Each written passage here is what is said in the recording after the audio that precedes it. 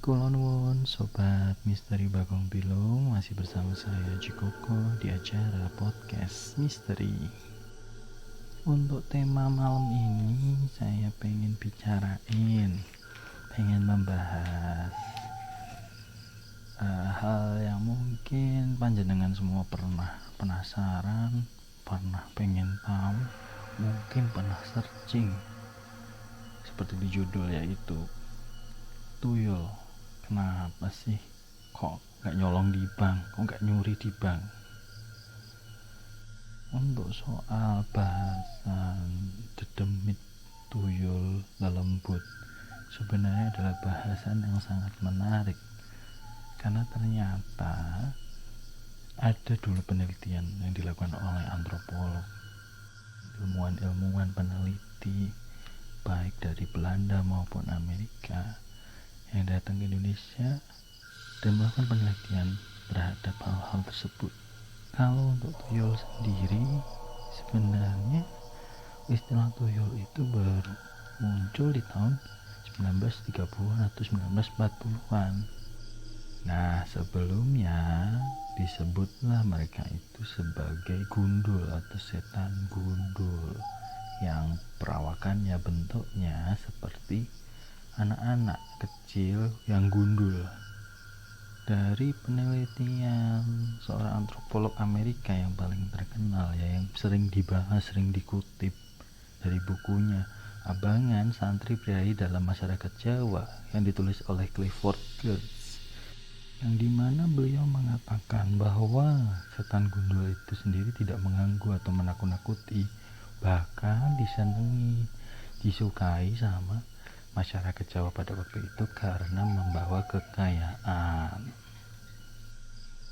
Nah, untuk gundul itu sendiri sebenarnya sudah lama diteliti, sudah lama diketahui. Ada juga buku yang disebutkan di salah satu sumbernya Mimin, ya, namanya Forbidden Dukedom atau kekayaan terlarang, seperti itu, yang menuliskan juga di mana orang-orang kok bisa mendapatkan tuyul gitu kan, dari mana, apa caranya, seperti apa, syaratnya apa saja, kayak gitu. Uniknya nih, kalau jenengan ini mau misalnya penasaran gitu ya, mungkin bisa datang ke orang pintar gitu kan. Sekarang udah ada yang instan kayaknya ya, jadi nyuwun gitu nanti dikasih dengan bayarannya, saya juga kurang tahu ya. Tapi kalau yang di buku ini menuliskan dulu itu orang-orang itu nyari di sisa-sisa candi atau makam-makam seperti itu, mungkin minta ke yang bau rekso atau yang jaga di situ, seperti itu, minta dikontrak, ngontrak rumah, ngontrak. Jadi untuk mengambil atau membawa tuyul itu katanya perlu kontrak selama 7 tahun. Nah, selama 7 tahun itu tuyul itu diberi makan, disajeni gitu ya, untuk bisa memberikan kita uang atau kekayaan. Nah, nanti setelah 7 tahun katanya akan dibawa ke neraka untuk disiksa.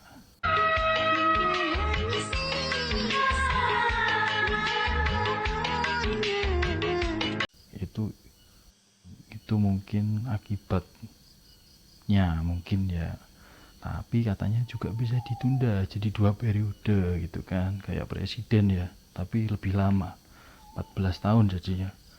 Itu itu kalau mau 2 periode harus ngorbanin orang, entah temen, entah saudara, entah siapapun, pokoknya dikorbankan. Itu untuk 2 periode. Walaupun akhirnya juga disiksa juga kayak gitu. Nah, terus makannya apa nih? Pertanyaannya kan. Makannya itu juga katanya ada yang bilang tergantung permintaan. Kalau permintaannya nggak banyak, makannya juga nggak banyak. Kalau permintaannya banyak, makannya banyak. Ada juga yang bilang kalau dikasih makannya itu kayak kacang hijau. Terus ada yang korban kerbau kayak gitu. Terus kalau katanya kalau pemiliknya perempuan harus memberikan menetei. nyusoni gitu kan. Jadi kalau yang seneng nyusoni itu bukan cuma suaminya, sisa bekas tuyulnya juga berarti ya. Jadi kalau nanti nyari, kalau panjenengan-panjenengan yang masih jomblo atau masih cowok-cowok ya masih single gitu, hati-hati dirasa-rasa gesek, di mek-mek sik, di encep-encep sik to ben tahu itu ada sisa bekas apa, ada mambunya, ada baunya kayak gitu. Nah, lalu kembali toh ke pertanyaan mendasar, pertanyaan yang orang banyak penasaran. Kenapa toh kok tuyul itu ndak nyuri di bank, nggak ngambilnya di bank kayak gitu. Ini aku kutip ya, admin kutip dari berbagai sumber, katanya karena saya nggak punya tuyul gitu kan, karena saya nggak mau cewekku disusoni nyusoni tuyul. Itu tuh katanya bahwa tuyul itu bisanya cuman ngambil selembar, dan tuyul itu nggak bisa ngambil uang ya digepok segepok gitu, kan dikareti gitu, nggak bisa katanya. Akan tetapi aku juga punya cerita. Jadi dulu aku punya temen kakak angkatan sebenarnya, mbak ya, cantik mbaknya ya, kalau ada yang tertarik nggak bisa jangan. Nah, mbaknya ini memang punya kelebihan sakti ya loh, punya ajian, punya gaman, punya senjata. Beliau ini macam-macam lah ceritanya, nanti aku ceritain yang lain lagi banyak karena ini bahasannya tuyul. Ceritanya begini. Nah, satu malam beliau ini nggak sengaja tidur, atau tidur mungkin ya ngantuk di depan TV kayak gitu, atau di ruang tamu. Mbaknya ini tidur pules nyaman, terus tiba-tiba kebangun. Tiba-tiba kok ada suara kresek-kresek, kebangun, melek. Ketika melek melihat ada anak kecil jalan. Dia anak kecil itu tuh ya gundul seperti deskripsi tuyul. Nah, ketika dia melihat itu, dia ini tuh kayaknya bukan orang. Dia langsung feeling kayak gitu, dikeluarkan sih, nggak kayak pedang ya, kayak dijabut itu ya, tapi di energinya gitu kan. Senjatanya mbaknya ini adalah pecut api, kurang lebihnya seperti itu katanya beliau ya. Nah, pecut ini memang sudah banyak ceritanya, ada yang buat mencuti orang ya pernah. Wah, terus katanya gamannya hilang semua, tapi bukan bahasan itu. Nah, pecut itu dipecutkan ke tuyul itu, tiba-tiba tuyulnya hilang, jebret, cas gitu, keluar tiba-tiba uang berhamburan, mabur, bus, semua banyak katanya. Uang itu banyak dan berhamburan di ruang tamu itu, di mana-mana. Dan itu aku nggak tahu ya, apalah karena lagi ada hajatan atau orang tuanya jualan kayak gitu, aku lupa.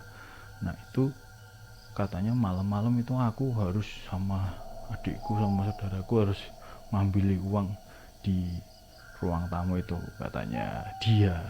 Nah, ini menarik karena ada yang bilang nggak bisa tuh ngambil uang yang dikareti atau sekepok, tapi ini ada cerita kayak gini ya. Kita kembalikan, kalau panjenengan mungkin punya cerita atau punya narasumber, boleh ditulis di komen atau di share ke kita semua.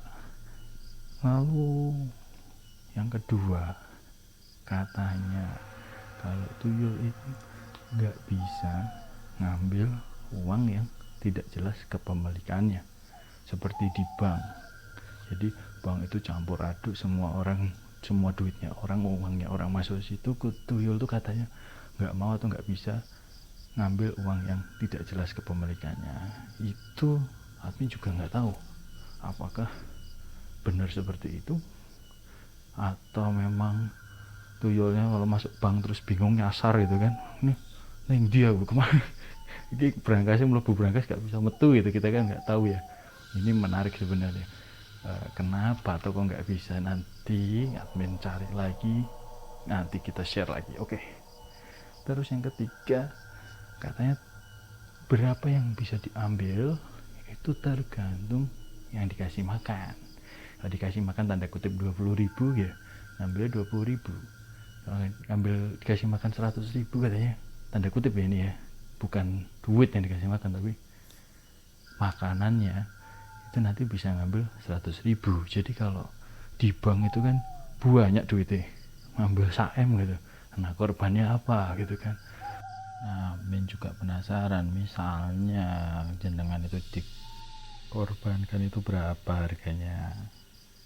Ada yang bilang juga kalau tuyul itu bukan makhluk yang terlalu pintar.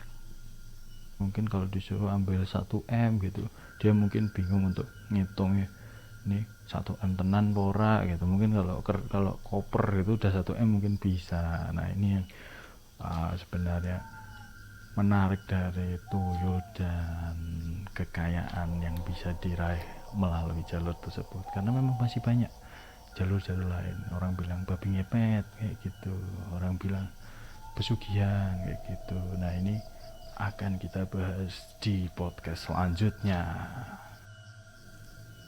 Oke kalau gitu teman-teman, terima kasih yang sudah mendengarkan dan menonton dari awal video sampai akhir video. Terima kasih untuk like, untuk komen dan subscribe-nya. Dan jangan lupa loncengnya juga toh, kalau kelintingan nanti ada yang datang jangan nyalain admin ya. Nah kalau ada yang jenengan bisa share, kalau ada yang jenengan bisa kabarkan, omongkan, kita bagi ke semua. Silahkan ditulis di komentar. Sampai di sini untuk podcast malam ini. Akhir kata, semoga semua hidup berbahagia. Salam rahayu, rahayu, rahayu.